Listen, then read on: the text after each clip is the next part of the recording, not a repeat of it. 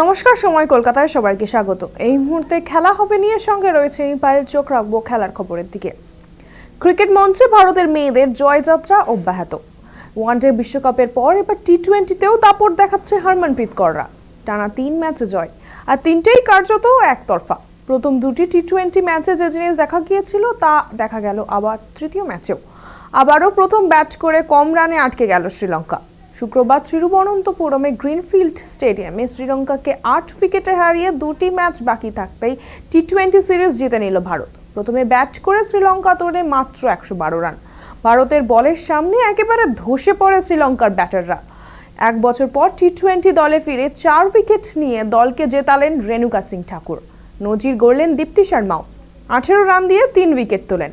মাত্র 113 রানের লক্ষ্য তাড়া করতে নেমে প্রথম ওভারেই 14 ওভারেই তুলে নেয় ভারত। নেপথ্যে সেই বিশ্বকাপ জয়ী শেফালি ভার্মা ওপেন করতে নেমে অপরাজিত থাকলেন 79 রানে। যদিও ব্যাট হাতে আবারও ব্যর্থ হয়েছেন স্মৃতি মান্দানা। ব্যক্তিগত জীবনের সংকট কাটিয়ে 22 গজে ফিরলেও রানের দেখা পাচ্ছেন না। এদিন আউট হলেন 6 বলে মাত্র 1 রানে। তবে শেফালির ঝোড়ো ইনিংসে 40 বল বাকি থাকতেই ভারত 3-0-তে পকেটে পুরে নেয় সিরিজ। ফলে সিরিজের বাকি দুটি ম্যাচ এখন শুধুই নিয়ম রক্ষার।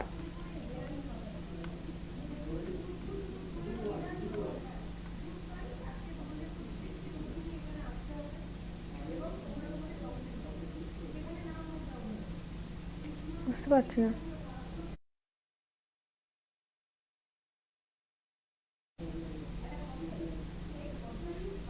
একজন জাতীয় দলে কামব্যাক করেছেন 2 বছর পর, আরেকজন ভারতীয় ক্রিকেটের উঠতি মুখ। দুজনেই বিজয় হাজারে ট্রফিতে খেলেছেন, কিন্তু ঈশান কিষান ও বৈভব সূর্যবংশীকে এই মরশুমে আর বিজয় হাজারেতে দেখা যাবে না। ঝাড়খণ্ড দল ছেড়ে ফিরে আসছেন ঈশান। অন্যদিকে বৈভবকে নিয়ে অন্য পরিকল্পনা রয়েছে বিসিসিআই-এর। ঈশান কিষান দুরন্ত ফর্মে রয়েছেন। সৈয়দ মুস্তাক আলীর ফাইনালে সেঞ্চুরি করেছেন। বিজয় হাজারে ট্রফিতেও তিনিই অধিনায়ক। সেঞ্চুরি করেছিলেন মাত্র 33 বলে। 2রা জানুয়ারি জাতীয় দলে যোগ দেবেন তিনি। তার আগে বিসিসিআই ঈশানকে বিশ্রাম দিতে চান। অন্যদিকে শুক্রবার রাষ্ট্রপতি থেকে রাষ্ট্রীয় বাল পুরস্কার পেয়েছে 14 বছরের বৈভব। তারপর প্রধানমন্ত্রী নরেন্দ্র মোদীর সঙ্গে সাক্ষাৎ। মূলত সেই কারণেই বিহারের হয়ে দলে উপস্থিত থাকবেন তিনি। বৈভবেরও এবার বিশ্বকাপ আছে, তবে সেটা অনূর্ধ্ব 19, যা 15 জানুয়ারি থেকে জিম্বাবুয়েতে শুরু হবে। তার জন্য খুব শিগগিরই তার প্রস্তুতি শুরু হবে। সেই কারণেই আর ঘরোয়া ক্রিকেটে দেখা যাবে না তাকে।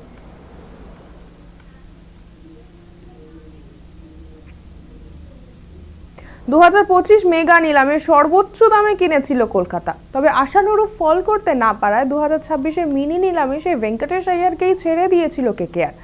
তাকে 7 কোটি টাকায় কিনেছে বেঙ্গালুরু।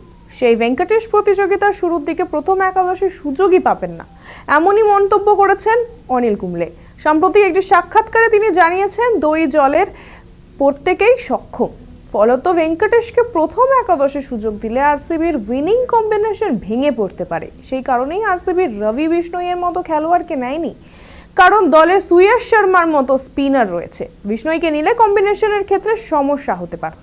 সেই কারণেই একজন বাঁহাতি ব্যাটার হিসেবে ভেঙ্কটেশকে নিয়েছে। তবে মোটের ওপর গতবারের চ্যাম্পিয়ন দলকে ধরে রেখে আরসিবি ভালো করেছে বলেও মন্তব্য করেন কুম্বলে।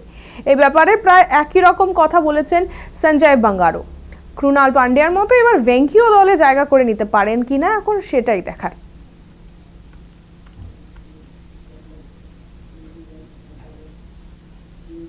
শুক্রবার ফেডারেশনের নিয়োজিত 3 সদস্যের কমিটি আইএসএল এর ক্লাবগুলির সঙ্গে অনলাইনে বৈঠক করেছিল। সেখানে আইএসএল আয়োজনের জন্য দীর্ঘমেয়াদী একটি প্রস্তাব দেওয়া হয়েছে ফেডারেশনের তরফে। 20 বছরের জন্য আইএসএল আয়োজনের একটি পরিকল্পনা রাখা হয়েছে।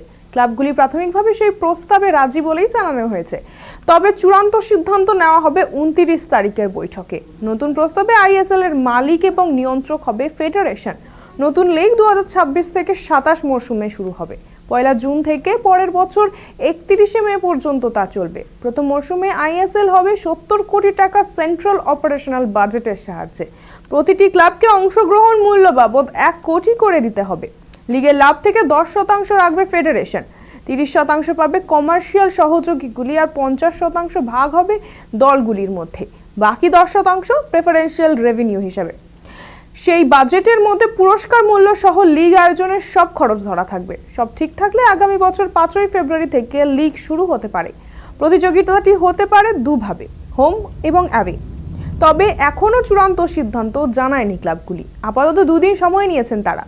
আগামী 29শে ডিসেম্বর তারা বৈঠক করে সিদ্ধান্ত নেবে।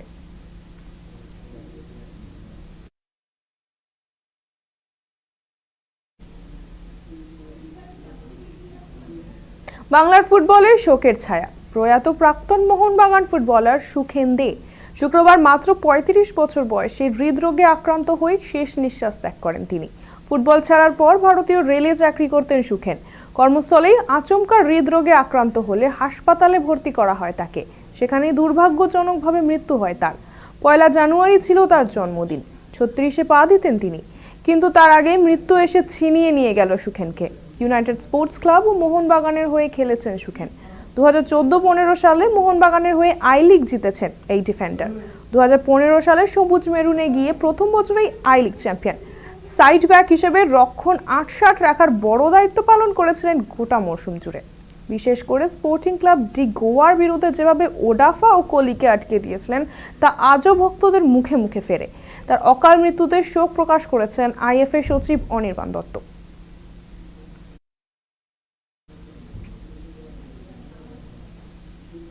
খেলা হবে এখনকার মতো এই পর্যন্তই। খেলার দুনিয়ার অন্য সমস্ত বিস্তারিত খবর পেতে চোখ রাখুন সময় কলকাতার পর্দায়। সময় বলবে সময়ের কথা।